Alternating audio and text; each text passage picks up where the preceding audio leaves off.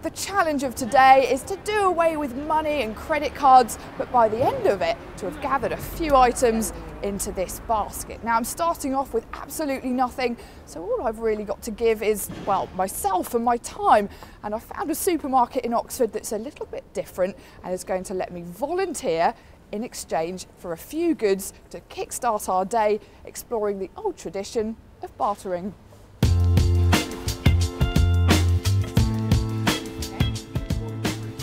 This supermarket already runs a scheme where people swap their time in exchange for money off food. I'm taking things a step further and have struck a deal to work in return for some goods. Rightio, so what if I can get you just to pull all of the drinks forward? What do you think about if we all just went round and exchanged goods instead of money? Yeah, I think it's great. I think if you get a Porsche, we'll split the money. I think I'm getting the hang of this. Shelves stacked, it's time to get paid. So instead of an hourly rate, I've earned this. It's not about the money. Now we've got something to barter with, it's off to find other people willing to negotiate.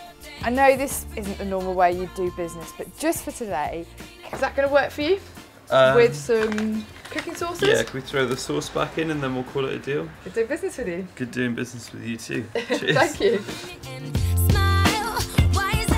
Filling up nicely. I will give you the hooter. Looks good to me. There you go. Thanks Cheers. very much. Thank you very much. There are people who do this on a bigger scale. Schemes have been set up to help businesses barter goods and services. Berkshire-based Barter Card says it now handles around 6,000 bartering transactions a month. We allow people to swap their goods and services for things that they need within their business or perhaps in their normal lives. Businesses can conserve their cash and make exchanges within the Barter Card system, building up a form of credit. So what are the advantages of bartering your way? It allows you to do things that maybe in this day and age you can't actually do in the cash economy. So, you know, one of the first things that goes is training or advertising or whatever.